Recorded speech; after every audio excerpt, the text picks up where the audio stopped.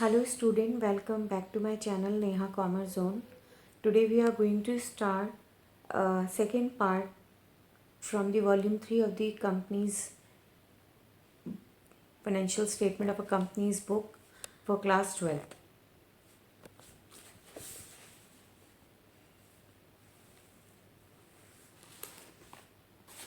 So in this video here we are going to start format of balance sheet. In my first part we have been already discussed the theory concept. Without wasting the time, let's start it. For class 12th,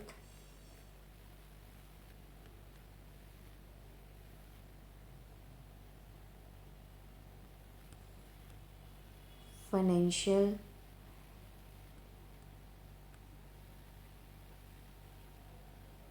statement of a company, and here is the format of balance sheet.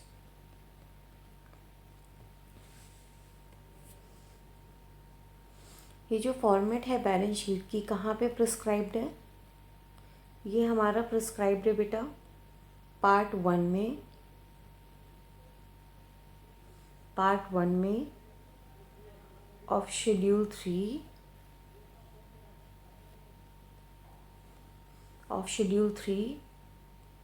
of Companies Act 2013.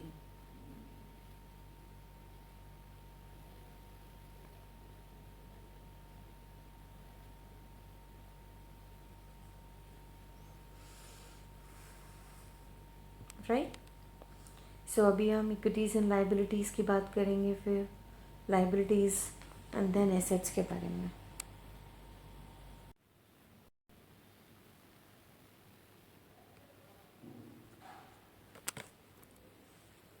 This is the format of balance sheet.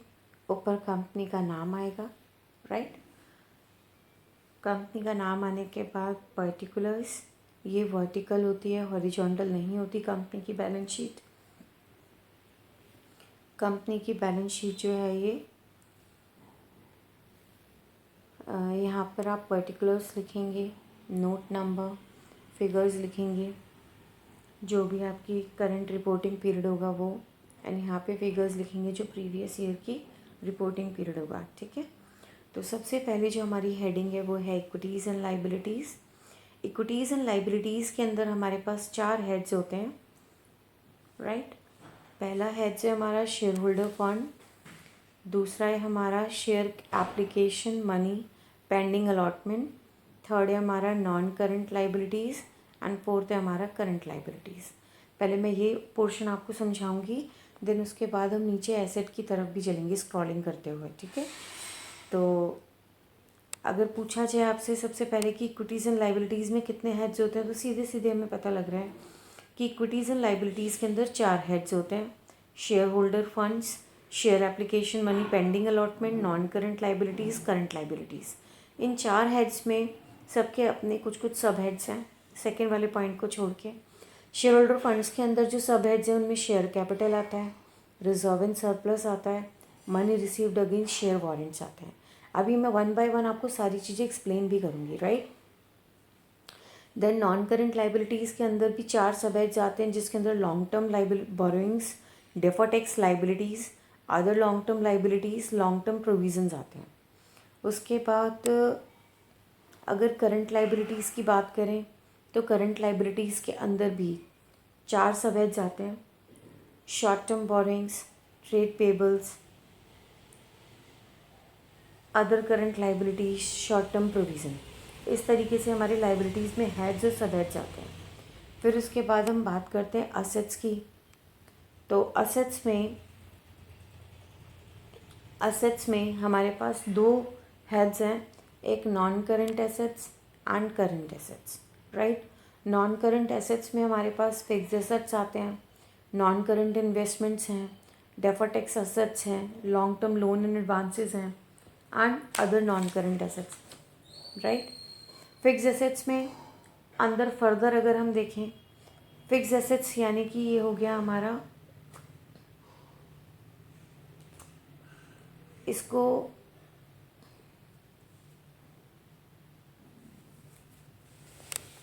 हम इस तरीके से भी लिख सकते हैं।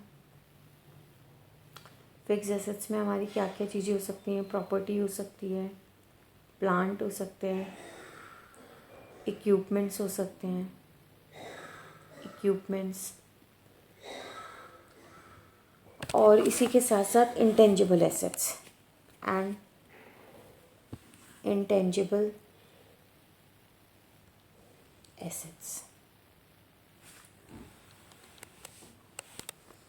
तो tangible assets में तो आपके आगे property, plant, equipment, intangible assets आपके हैं, प्लस कैपिटल WIP आएगा, इंटेंजिबल एसेट अंडर डेवलपमेंट।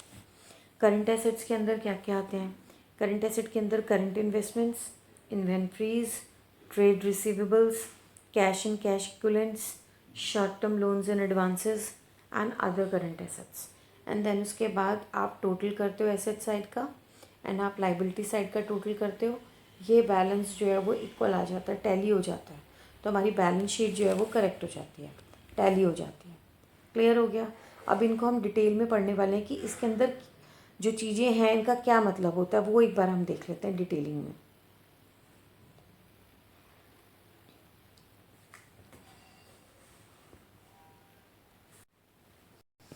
सबसे पहले आपको बता दूं कि जो बैलेंस शीट होती है वो डिवाइड की गई है दो पार्ट्स में, इक्विटीज़ एंड लाइबिलिटीज़, असेट्स, जैसा कि अभी मैंने आपको बताया भी। अब मैं इक्विटीज़ एंड लाइबिलिटीज़ के बारे में बात करती हूँ। इक्विटीज़ एंड लाइबिलिटीज़ क्या होते हैं, राइट? इक्विटी एक ऐसी लाइबिलिटी है हमारे शेयर होल्डर की तरफ जिसे हम शेयर होल्डर फंड्स के नाम से जानते हैं। इसके अंदर share capital, reserve, surplus money received against share warrants, ये सभी चीज़ें शामिल होती हैं। जो लाइबिलिटी है ये एक तरह की एक्सटर्नल लाइबिलिटी होती है कंपनी की। इसका मतलब लाइबिलिटीज़ जो हैं वो हमारी टुवर्ड्स दी आउटसाइडर्स हैं, जो आउटसाइडर्स के लिए हमारे पास हैं। इनको फर्दर क्लासिफाई किया गया है non current liabilities and current liabilities में। शेयर होल्डर फंड और नॉन करंट लाइबिलिटीज़ के बीच में, in between, share application money pending allotment जो है वो शो किया जाता है।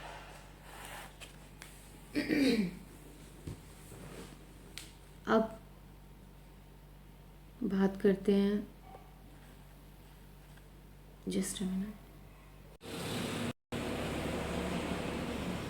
अब हम बात करते हैं शेयर होल्डर फंड्स की। शेयर होल्डर फंड के अंदर, जो शेयर होल्डर फंड होता है, शेयर होल्डर फंड के अंदर तीन चीज़ें होती हैं। एक होता है शेयर कैपिटल और एक होता है reserve and surplus money received against share warrants. तो शेयर कैपिटल क्या है? शेयर कैपिटल के अंदर इंक्लूड्स होते हैं जो भी हम शेयर प्रमोटर्स के अगेंस्ट इशू कर रहे हैं या प्राइवेट प्लेसमेंट कर रहे हैं, प्राइवेट प्लेसमेंट के थ्रू शेयर्स को इशू कर रहे हैं, या सब्सक्रिप्शन के लिए इशू कर रहे हैं, सब्सक्राइब्ड कर रहे हैं, या शेयर हम इशू कर रहे हैं अदर देन कैश के लिए, ये सब शेयर कैपिटल के अंदर इंक्लूड होता है। इसके अंदर equity share capital, preference share capital, दोनों चीज़ें इंक्लूड्स होती हैं।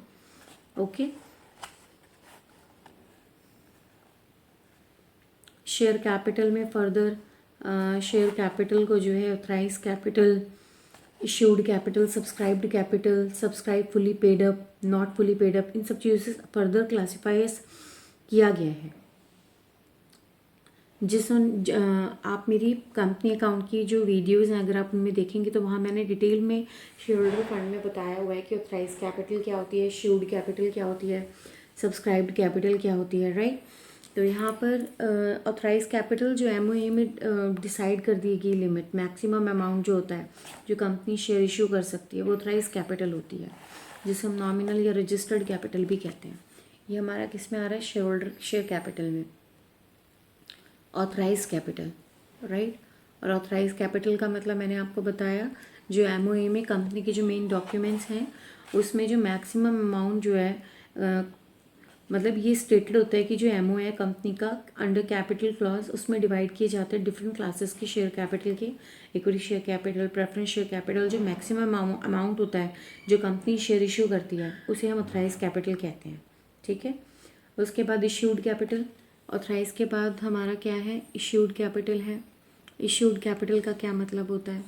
इश्यूड कैपिटल का मतलब है कि वो पार्ट ऑथराइज कैपिटल का जो कंपनी इशू करते हैं प्रमोटर्स को, सब्सक्राइबर को, ठीक है, या बाय प्राइवेट प्लेसमेंट या फिर फर्दर सब्सक्रिप्शन के लिए, इस तरीके से। और इश्यूड कैपिटल के अलावा हमारे पास है सब्सक्राइब्ड कैपिटल। सब्सक्राइब्ड कैपिटल का क्या मतलब होता है? सब्सक्राइब कैपिटल इश्यूड कैपिटल का वो पार्ट होती है जो कि सब्सक्राइब्ड हो चुकी है, has been subscribed. An amount जो भी रिसीव होता है कंपनी के द्वारा, चाहे वो कैश में हो या इन काइंड्स हो, सब्सक्राइब कैपिटल को शेयर कैपिटल में शो किया जाता है बैलेंस शीट में। जो सब्सक्राइब कैपिटल होती है फर्दर फुली पेड या नॉट फुली पेड होती है। यदि कंपनी पूरी की पूरी कॉल मंगवा लेती है और अमाउंट रिसीव हो जाता है तो कॉल्ड अप है। यदि नॉट फुली पेड अप में किसी भी कारण से अगर कंपनी ने कॉल नहीं मंगवाई है, where the company has not called the full amount value of the share, then shares are classified as subscribed but not fully paid, right? तो इस तरीके से इनको बाइफिकेट किया गया है। उसके बाद हम आते हैं रिजर्व एंड सरप्लस में। रिजर्व एंड सरप्लस क्या है? रिजर्व एंड सरप्लस, रिजर्व एक वो अमाउंट होता है जो कि आप साइड में रखते हो और वो प्रॉफिट से आप ट्रांसफ़र करते हो रिजर्व में, ठीक है। रिजर्व या सरप्लस को इसलिए, रिजर्व को हमने इसलिए रखा होता है ताकि अगर यदि कोई लीगल रिक्वायरमेंट्स हैं, अगर हमें उन्हें मीटअप करना है तो उनको मीट करने के लिए लीगल रिक्वायरमेंट जैसे कि capital reserve, CRR capital redemption reserve, DRR debenture redemption reserve, share options outstanding account. उसके अलावा यदि आपको कोई अमाउंट रिसीव होता है बीइंग अ कैपिटल रिसेट, जैसे सिक्योरिटी प्रीमियम वगैरह, या आपने कोई लाइबिलिटी पे आउट करनी है, वर्कमैन कंपनसेशन रिजर्व की, या कंपनी की फाइनेंशियल पोजीशन को स्ट्रेंथ करना है, तो इन सब चीज़ों के लिए रिजर्व के प्रॉफिट को या रिजर्व के अमाउंट को आप क्या कर सकते हो, आप उसको यूज़ कर सकते हो। शेड्यूल 3 में कंपनीज एक्ट में जो रिजर्व्स एंड सरप्लस के हेड्स हैं उनमें आपको बताया गया होगा कि कैपिटल रिजर्व होता है, देन CRR होता है, सिक्योरिटी प्रीमियम होता है, DRR होता है, रिवोल्यूशन रिजर्व होता है, शेयर ऑप्शन आउटस्टैंडिंग अकाउंट होते हैं, देन अदर रिजर्व्स होते हैं, राइट। सरप्लस जो होता है वो आपका बैलेंस होता है प्रॉफिट एंड लॉस अकाउंट का। तो ये सारे शेड्यूल 3 में प्रिस्क्राइब किए गए हैं रिजर्व एंड सरप्लस के हेड्स। तो रिजर्व एंड सरप्लस के हेड्स क्या क्या हैं? Capital reserve,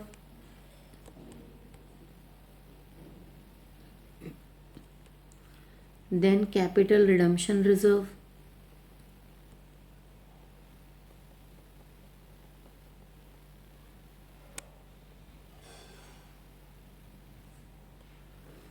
then security premium,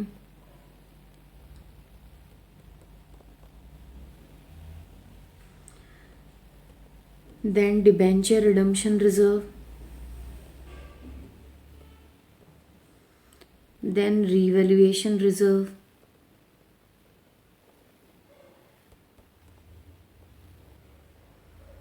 then share option outstanding account,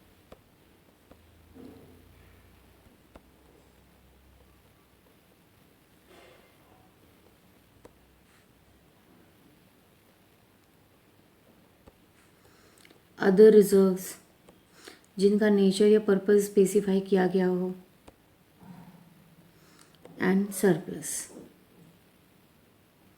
तो शेड्यूल 3 में कंपनीज एक्ट के अंदर हेड्स जो हैं रिजर्व एंड सरप्लस के इस तरीके से शो किए गए हैं, ठीक है। अब कैपिटल रिजर्व क्या है?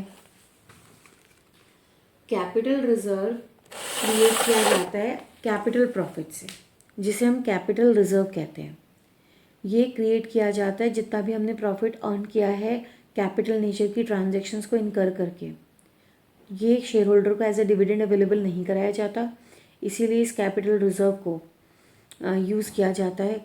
एग्जाम्पल्स हैं कैपिटल रिजर्व के, जैसे आपने कोई प्रॉपर्टी प्लांट इक्विपमेंट बेचा, आपको प्रॉफिट हो गया, आपने इन्वेस्टमेंट को सेल किया, आपको प्रॉफिट हो गया, या आपने फॉरफिटेड जो शेयर्स थे उनको रीइशू किया, रीइशू के दौरान फॉरफिटेड शेयर्स को आपको प्रॉफिट हो गया, या कोई एग्जिस्टिंग बिजनेस है आपने उसको परचेज किया हुआ था, परचेज ऑफ एन एसेट, और उसमें आपको प्रॉफिट हो गया। इस तरीके से जो होते हैं ये आपके कैपिटल रिजर्व होते हैं। कैपिटल रिडम्पशन रिजर्व वो रिजर्व होता है जो क्रिएट किया जाता है जब कंपनी अपने शेयर्स खुद खरीदती है फ्री रिजर्व से या सिक्योरिटीज़ प्रीमियम से, ठीक है, तो वो हमारा कैपिटल रिडम्पशन रिजर्व के अंदर आता है। सिक्योरिटी प्रीमियम वो रिजर्व होता है जहाँ पर आप in which amount received in excess of nominal value of securities, यानी कि जो भी उसकी नॉमिनल वैल्यू से ज़्यादा यदि अमाउंट आपको रिसीव हो रहा है तो वो रिजर्व सिक्योरिटी प्रीमियम में जाता है।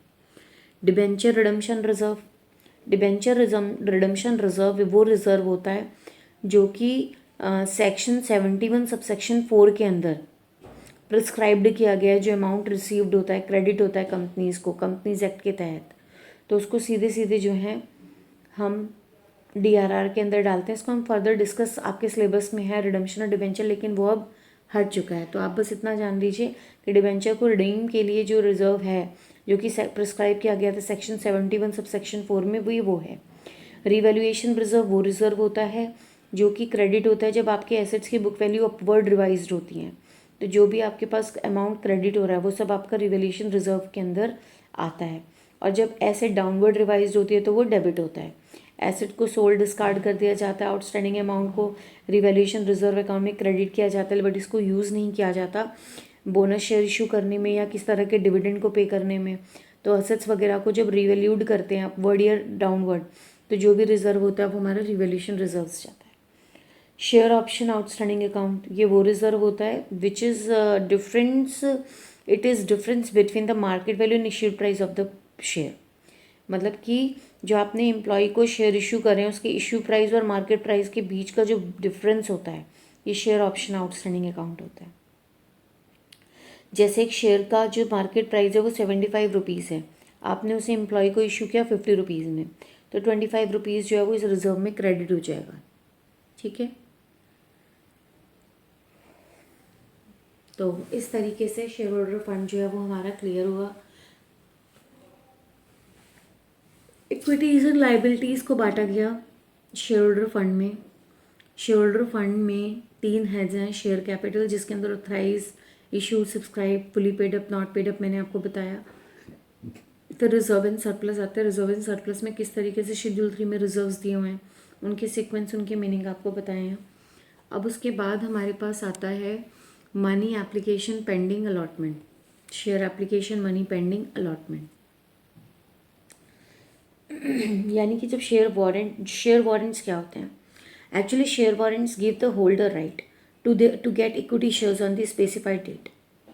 एक स्पेसिफाइड डेट पर हमें इक्विटी शेयर मिल जाए, हमें उसका इस तरह का राइट देते हैं शेयर वारंट्स जो हैं एक स्पेसिफाइड वैल्यू में।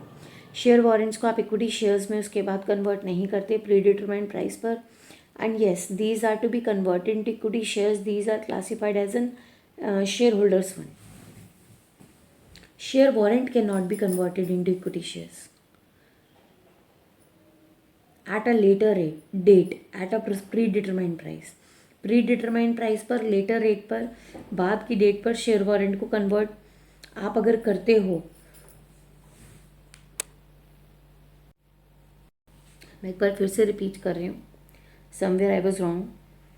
Share warrants will be converted into equity share at a later rate at a predetermined price. यानी कि जो शेयर वारंट होते हैं उनको इक्विटी शेयर्स में आप कन्वर्ट कर सकते हो, लेकिन बाद की डेट में प्री डिटरमाइंड प्राइस पर इनको कन्वर्ट किया जाता है इक्विटी शेयर्स पर। एंड दीज आर क्लासिफाइड और shown as share holder fund, right.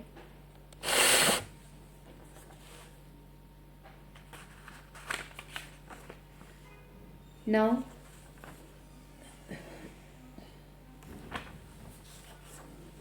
अब हम बात करते हैं नॉन करंट लाइबिलिटीज़ में। नॉन करंट लाइबिलिटीज़ के अंदर जितना भी हमारा लाइबिलिटी पोर्शन है, इतना तो हम सभी जानते हैं। नॉन करंट लाइबिलिटीज़ वो होती हैं जो लॉन्ग टर्म के लिए होती हैं, पे करनी होती हैं। करंट लाइबिलिटी होती हैं जिन्हें हमें विद इन अ ईयर पे करना होता है, राइट। तो नॉन करंट लाइबिलिटीज़ एक बार देख लेते हैं।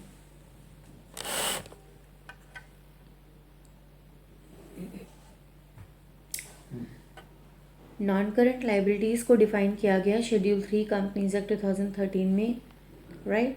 नॉन करंट लाइबिलिटीज़ वो लाइबिलिटीज़ होती हैं जो करंट लाइबिलिटीज़ नहीं होती हैं, उनको क्लासीफाई किया गया नॉन करंट लाइबिलिटीज़ को long term boring, defer tax liabilities, other long term liabilities, long term provision, right.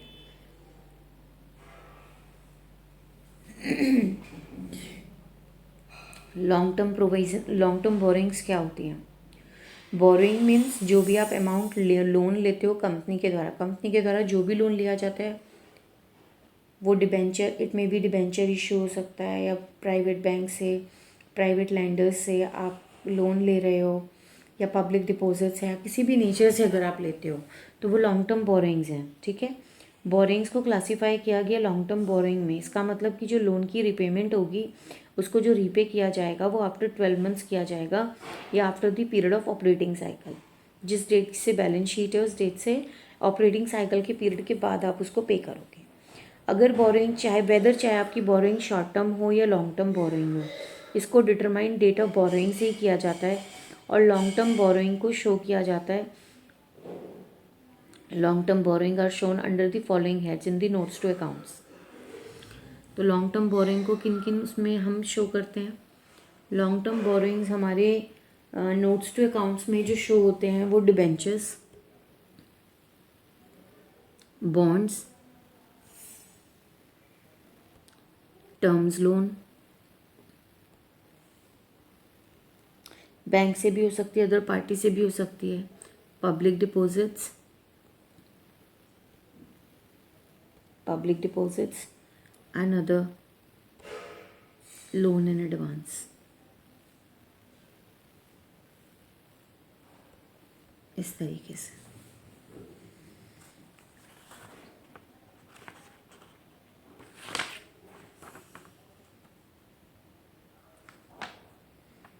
अब बात करते हैं हम डेफर्ड टैक्स लाइबिलिटीज़ की। डेफर्ड टैक्स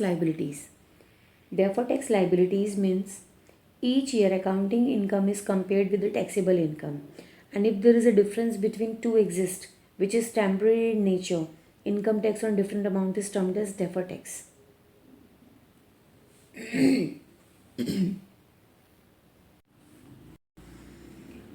हर साल जो आप इनकम को कंप्यूट करते हो, कंपेयर करते हो टैक्सेबल इनकम के साथ, जो भी डिफरेंस आता है उन दोनों के बीच में जो कि टेम्प्रेरी नेचर का होता है, वो डिफरेंस अमाउंट को हम डेफर्ड टैक्स बोलते हैं, ठीक है।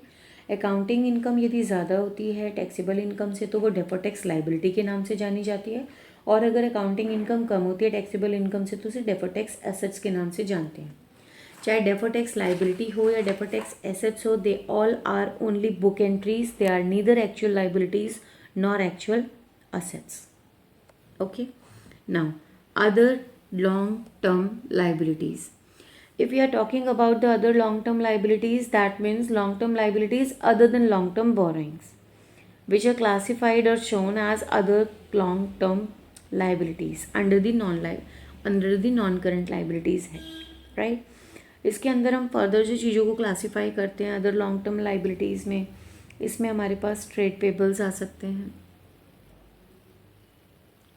ट्रेड पेबल्स, इनको अगर हम क्लासीफाई करें, और अदर्स, ट्रेड पेबल और अदर्स। ट्रेड पेबल डिफाइन किया गया है कि वो अमाउंट जो कि आप पे करते हो गुड्स को परचेज या सर्विस को लेते समय और पे करोगे in the normal course of business. Others में क्या है, जैसे ट्रेड पेबल्स हैं, अगर वो एग्रीड हैं कि वो 12 मंथ के बाद सेटल्ड होंगे बैलेंस शीट की डेट से या ऑपरेटिंग साइकिल के बाद, तो उसको क्लासीफाई किया जाएगा अदर लॉन्ग टर्म लाइबिलिटीज़ में under the non current liabilities, right. Other long term liabilities के और examples, premium payable on redemption of debenture and if debenture are shown on long term borrowings, या premium payable on redemption of debenture shares if preference shares are redeemable after 12 months of the date of balance sheet, right. Long term provision क्या है? ये वो provision है जो future की liability को पूरा करने के लिए हम संभाल करके रखते हैं, और ये वो अमाउंट है जिसको हम which can not be determined with accuracy but it is to be nominally estimated, इसको हम नॉमिनली एस्टिमेट करते हैं, right. So it's a liability, the amount which is determined, the amount payable to meet the liability is known, right. So this is long term provision. Now further उसके बाद अगर हम आगे बात करते हैं तो हमारे पास आती है करंट लाइबिलिटीज़। करंट लाइबिलिटीज़ के अंदर क्या क्या चीज़ें हैं? करंट लाइबिलिटीज़ में हमारे पास short term borrowings, trade payables, other current liabilities, ये सारी चीज़ें जो हैं ये शो हो रही हैं। तो करंट लाइबिलिटीज़ हमें पता है जब हम विद इन अ ईयर पे करते हैं, किसी लाइबिलिटी को सेटल्ड करते हैं, तो वो हमारा करंट लाइबिलिटीज़ के अंदर आता है, राइट। तो शेड्यूल 3 कंपनीज एक्ट 2013 में प्रिस्क्राइब किया गया है शेड्यूल्ड करंट लाइबिलिटीज़ को, जिसके अंदर आपके हेड्स हैं, सब heads, short term borrowing, trade payables, other current liabilities and short provision. Clear है। शॉर्ट टर्म प्रोविज़न का मतलब क्या होता है, बोरिंग का मतलब क्या होता है। शॉर्ट टर्म बोरिंग्स वो बोरिंग होती है कंपनी की जो ड्यू की जाती है for payment within 12 months और within a period of operating cycle from the date of balance sheet. इसके अंदर जो आइटम शामिल होते हैं यानी कि loan repayable on a demand, bank overdraft, cash credit from banks और loan from other party.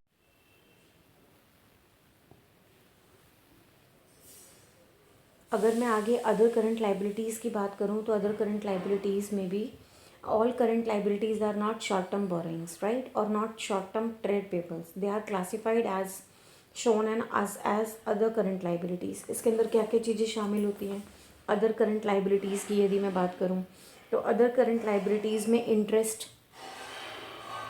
Interest accrued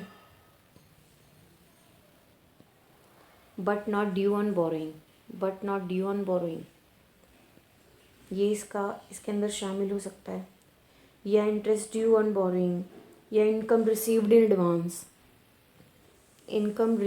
advance, unpaid dividend, ऐसा डिविडेंड जो अभी तक पे नहीं किया। तो इस तरह की चीज़ें जो होती हैं वो इसके अंदर इंक्लूडेड होती हैं, राइट। उसके बाद हमारे पास आता है short term provision.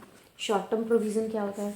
Short term provisions वो प्रोविज़न्स होते हैं जो कि लाइबिलिटीज़ के लिए क्रिएट किए जाते हैं ताकि हम उसको पे कर सकें विद इन अ 12 मंथ्स और within a operating period of cycle from the date of balance sheet. जो भी आइटम शॉर्ट टर्म प्रोविज़न में डिस्क्लोज किए जाते हैं, शो किए जाते हैं सेपरेटली, उनको नोट्स पे अकाउंट्स में शो करना पड़ता है शॉर्ट टर्म प्रोविज़न्स में, एंड उसका टोटल करना होता है। फिर टोटल करने के बाद आप उसको शॉर्ट टर्म प्रोविज़न के बैलेंस शीट में दिखा सकते हो। शॉर्ट टर्म प्रोविज़न्स को फर्दर क्लासिफाइड किया गया है और इसको जो क्लासिफाइड किया गया है ये 4 पार्ट में किया है। पहला है प्रोविज़न फॉर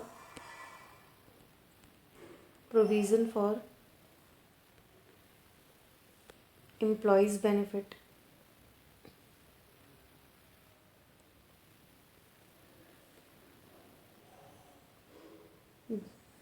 दूसरा है प्रोविज़न फॉर एक्सपेंसेस,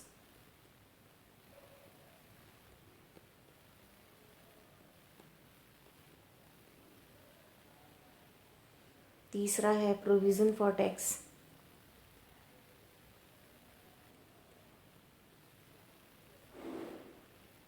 फोर्थ है अदर प्रोविज़न।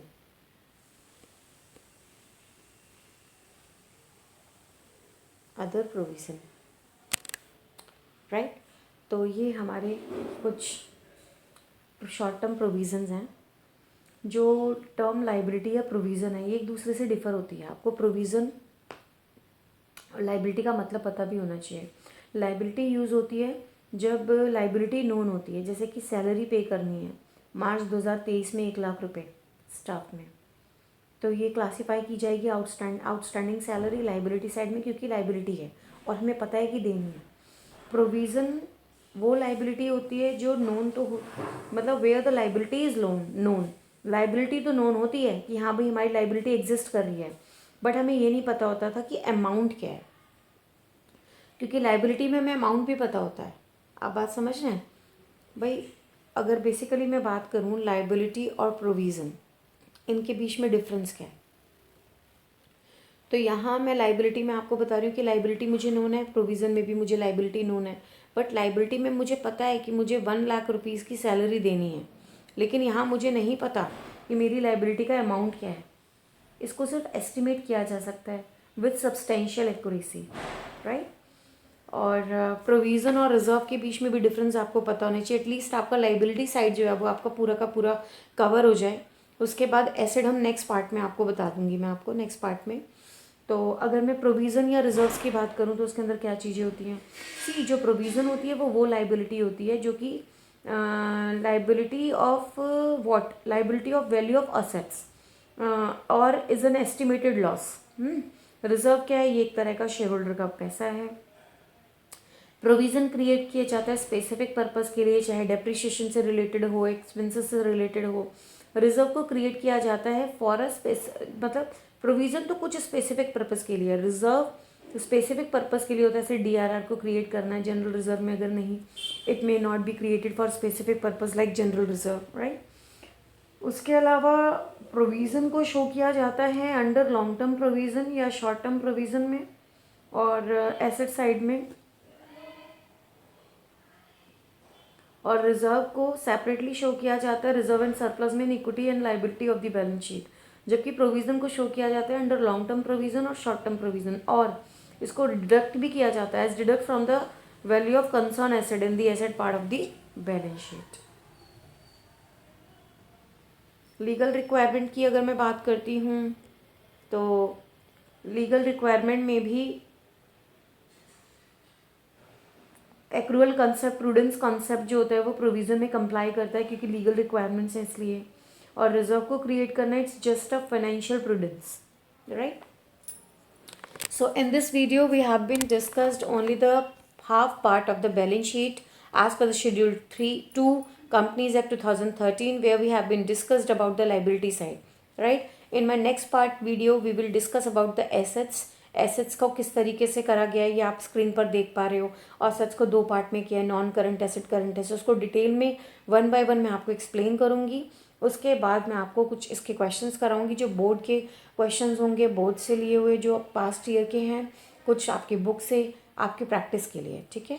आई होप आपको ये वीडियो समझ में आई है। अगर आपको वीडियो समझ में आई तो इसे लाइक करें, शेयर करें, सब्सक्राइब करें, बेल आइकन को प्रेस करें ताकि मेरी आगे आने वाली वीडियोज़ भी आप तक पहुँचती रहें। थैंक यू बेटा, थैंक यू सो मच।